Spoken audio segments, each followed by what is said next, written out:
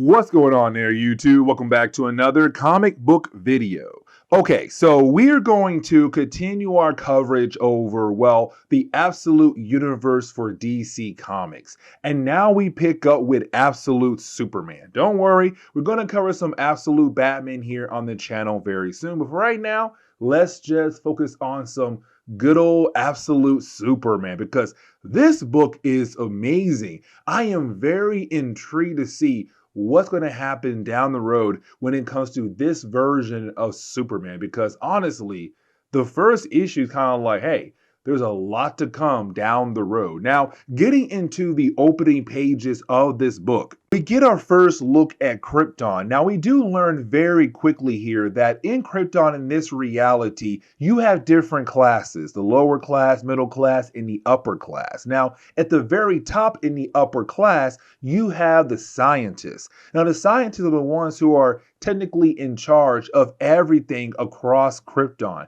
They're trying to use the energy of their planet, but also their red sun to achieve greatness across their world. But like I said, in the upper class, they are at the very top. Now, this is Superman telling us a story. And usually when it comes to Superman, his origin, his father, Jor-El, is always one of the best scientists on Krypton. But in this reality, he is not. He is nowhere near the upper class when it comes to being a scientist. Really, it's not just Jor-El, it's also Laura-El as well, the mother to Superman. Now, we do learn very quickly here two things in these pages. The first is that when it comes to the different classes of Krypton, they all wear different symbols. Now, usually, when it comes to Superman, his symbol represents the House of El, but in this reality, it represents the labor class, the people who work out in the fields all day and night in the farmlands. And so with that being said, we pick up with Laura-El, the mother of Superman. And we also learn that she was supposed to be in the upper class with all those different scientists, but she spoke out against them. She said, look at you guys. You are the greatest minds of Krypton, and you guys should be using your minds as a way to explore space, to go see the other worlds out there. But they weren't trying to. And so because she spoke against them, they were all like, you know what? We hate the idea that you spoke against us, spoke down about us. And so you are no longer welcome in the Science League. And so just like that, her chances to join the upper class was shut, completely closed, and she had to go work in the Redlands.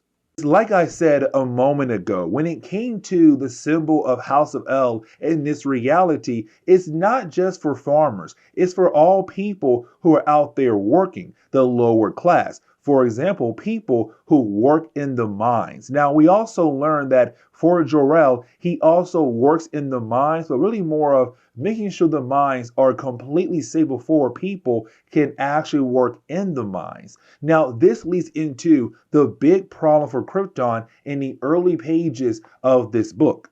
Because for Jor-El, he realized that there is a possibility there's something wrong in the actual mine. But the actual person in charge of the mine says, listen, your symbol and my symbol means nothing to the rest of the world. We have the Science League looking down on us, and we have no choice but to go ahead and do what they say. So go ahead and reopen the mine and let my men work. But for Jor-El, he knew there was something wrong with the mine. And just like that, you have a small earthquake actually happen in the mine, releasing some kind of green mist and green liquid, doing some severe damage to one of the miners. And this begins the downfall for Krypton. But we now have to jump over to the present day.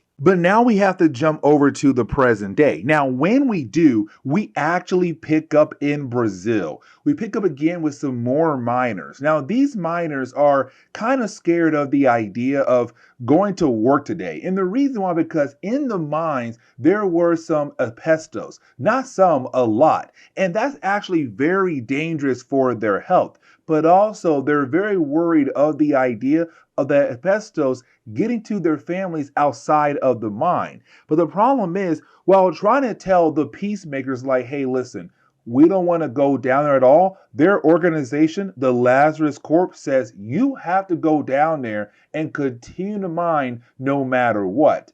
And so the miners are forced to go down there, even though it could do some severe damage to their health. Except when they get down there, all the diamonds have been basically mined for them by somebody. All the asbestos is also gone as well. It's kind of like somebody worked overnight to make sure that they were able to actually see their families, but to also be able to collect their money as well. But then we pick up on the previous night where we actually pick up with another worker known as Joel. Now, when it comes to Joel, we see him talking to another worker. That other worker is no other than Superman. Now, apparently for Superman, he's been on Earth for a good while now. But you have Superman wondering, I've been on your world for a while, and I realize that all these different companies are running on the suffering of the lower class people. When do you know that you're fighting for the truth?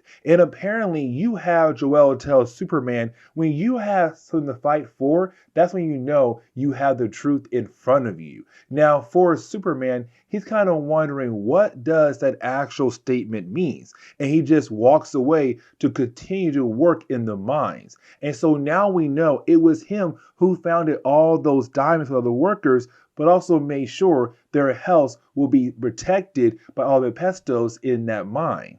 But now we have to jump back over to the present day. Now, when we do, we actually pick up with the Peacemakers. Now, the Peacemakers are kind of like the police force for the Lazarus Corporation, the actual company that owns the mines the miners work in. Now, with that being said, they want answers. They want to know who had apparently worked overnight in the mines, who were able to actually dig up all those diamonds for the rest of the miners. They want answers at this exact moment. But then you have more and more Peacemakers actually arrive.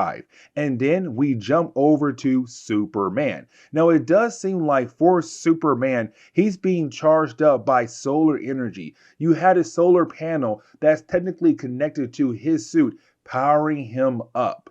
We also come to find out that his suit has some kind of AI system, better known as Soul. But either way, you have the AI system tell Clark, or Kal-El here, to wake up. He needs to wake up right now. And the reason why? The Peacemakers have arrived. Now, we also learn here that for Superman, he has been doing this for a while, going over to different areas of the world to kind of help out different miners across the world who are being affected by these different companies who are not trying their best to protect their workers. They're basically making money off their suffering. Either way, for Kal-El, he's done with the whole idea of running. It's now time for him to stand up for the people, the working class. And so now he'll battle against the Peacemakers. Now, we also learn a few more things about Kal-El when it comes to this reality. The whole idea that he's not really able to control his heat vision. And so when he does try to use it, it really shows that he is unable to actually control his heat vision.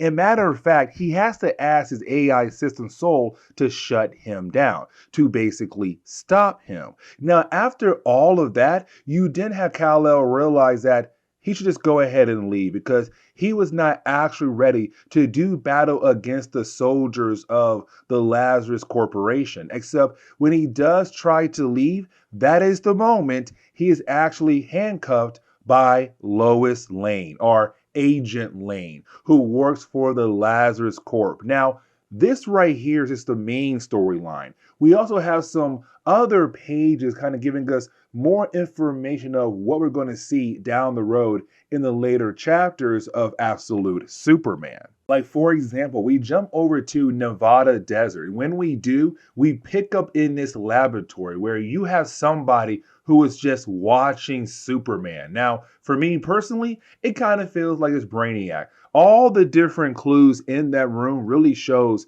it is Brainiac, but DC could maybe trick us. I don't believe they would, though.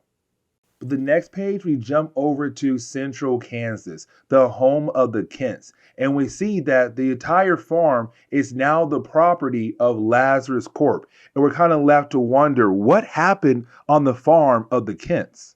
Now, the last page of this book jumps back to the past once again, where we pick up with Jor-El. And we see that Jor-El has survived the earthquake in the mines earlier, and he was able to get back home to Lara and also Kal-El, his son. And we do get the idea these two characters are actually together, but we see Kal-El is not just a baby. He's actually I say a young boy, maybe 9 or 10 years old. But for Jor-El, he knows that Krypton is going to die very soon. But before he is able to tell anybody else on the world, he has to make sure. But it does seem like this begins the process of him trying to get Kal-El, his son, off Krypton before it blows up. But this is where we are going to end today's comic book video. So please leave me a like down below and subscribe. But guys, see you next time. Later.